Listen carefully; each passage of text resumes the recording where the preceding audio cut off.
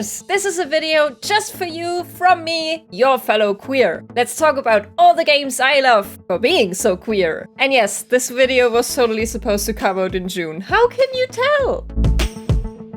Unpacking! Not a game that I personally expected to end up on this list, simply because I always dismissed it as the game that makes me do the thing I hate most in real life and that I'm not going to touch ever for a long time. Then I played it and was proven right. Moving is as stressful in real life as it is in video game form. Calming my ass. What are all you people on who find this relaxing? But as a very positive side effect, I learned that in Unpacking, we are following the life of a very queer girl and later woman who's living her best bisexual life. We start with her as a young child, moving into a new home, getting to know all the small things that will keep her company throughout her life, including this cute pig that we will see in every home she moves into. But it's really after college when we learn about her sexuality, because she first moves in with a man, a rather good situated man at that. This apartment is sick! Can I live there, please? Without the man, though.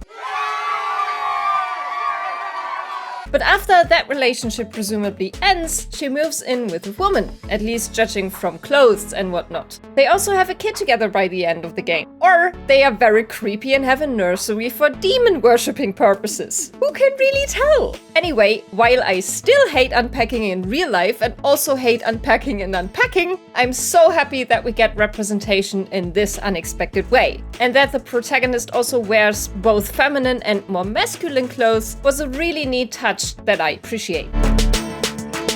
I couldn't make a video on queer games without mentioning one of the OGs. All the way from 2013, we have Gone Home, a walking simulator where you play Katie, who comes home from a trip to Europe and finds the new house that her family has recently moved into completely abandoned. And while it's soon made clear that the parents are just out for the night, what happened to her sister Sam is less certain. So, while you explore the house and all its secrets, we get little snippets of Sam's last long letter to her sister. And we soon learn that Sam is very, very gay. I had no idea how I would ever, have an excuse to talk to her. Till I noticed she and her friends hang out and play Street Fighter at the 7-Eleven every day after school.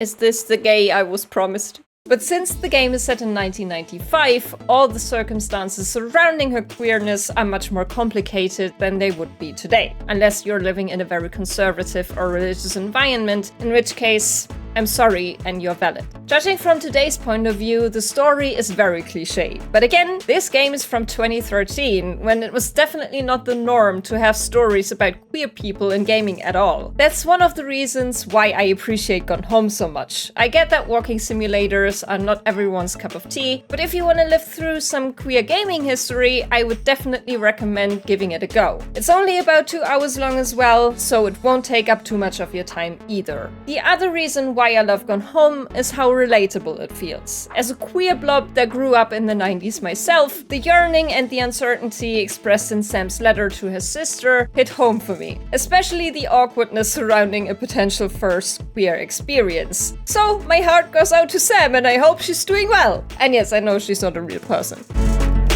Greek gods, a rebel teenager who wants to leave home to find a better place, and lots of bright colors. It's Hades with our favorite bisexual god Zagreus, the hit that rekindled the love for roguelites. Hades is mostly focused on giving you fast-paced action, lots of enemies, and plenty of deaths.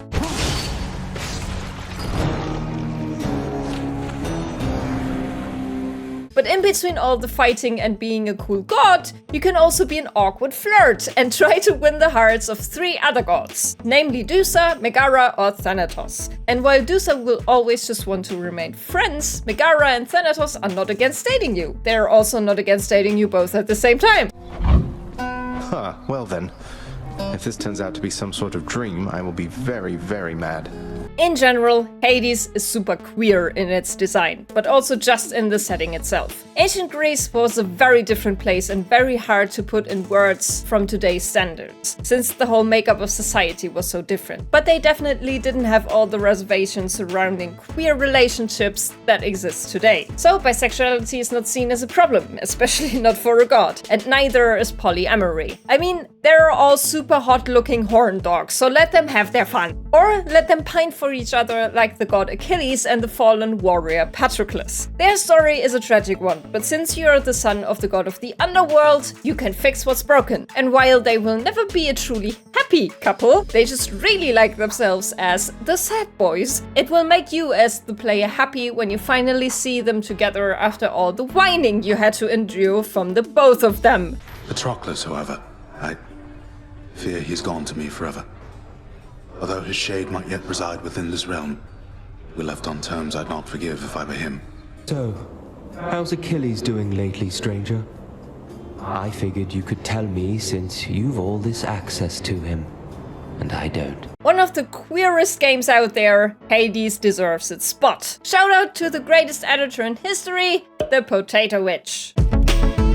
A game all about women of every shape and size, the Cosmic Wheel Sisterhood focuses on themes of loneliness and power, and tells such a compelling story along the way. Of course, your choices matter in this visual novel, some more than others, but I found myself captivated by everything that was going on. And with such a display of all kinds of women, we also get all kinds of personalities and sexualities. The Cosmic Wheel Sisterhood shows you everything from straight women with 4 arms to bisexual women with the biggest family you can imagine. You get shy women, very horny women, and we also get a trans woman. Representation like this, where you get someone pre-transition but validating their identity, is something very powerful and unfortunately very needed, especially in the current social climate. There is so much bigotry and hatred out there that stating someone is definitely and 100% a woman just feels good. And you also get to do a little wish fulfillment. You help her choose a new name and get to see her post-transition too. And oh my god, she's fabulous! Just look at her! She can also make truth chilies. Like, hello?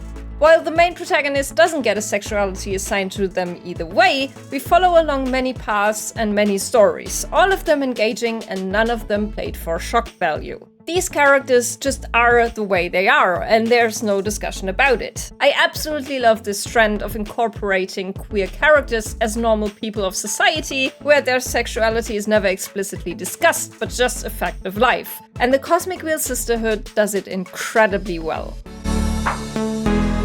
Look at that! Another game with Greek gods, or idols as they call themselves in Stray Gods. So, of course, everyone is super queer. Normally, I would dismiss a choose-your-own-adventure dating sim like this, because oftentimes when they promote a bisexual main character, what they mean is you can either be gay or be straight without ever engaging with the queer side of the game. Not so with Stray Gods. This game makes it super clear that most of its cast are canonically queer. One of the first things you see is the main character's apartment that she shares with her best friend, and with it comes a very big progression flag. So yeah, this game is not shy in showing you what the devs' intentions are. So let's go down the list. Grace, the main character, can date both men and women, so we have a cute goth bisexual. Freddy is absolutely in love with her, so queer in some sense. Their bandmates are dating, so gay relationship. The game will tell you multiple times how effing bisexual Apollo is, even Apollo himself. Same goes for Eros, god of desire. Ooh. We also have a trans masked non-binary character in the form of Hermes, and a gender-fluid character in Calliope, who we learn has lived in both male and female bodies. These gods can pass on part of their soul, which is what makes them immortal. The bodies themselves will still age and die. And there's also more, but that's a spoiler, so I'm gonna keep my mouth shut. All of this is explicit, by the way. You cannot miss any of this. No room for people to debate the queer away in Stray Gods. And that's part of why I love this game so much. The other part is that it's a musical. Like a boat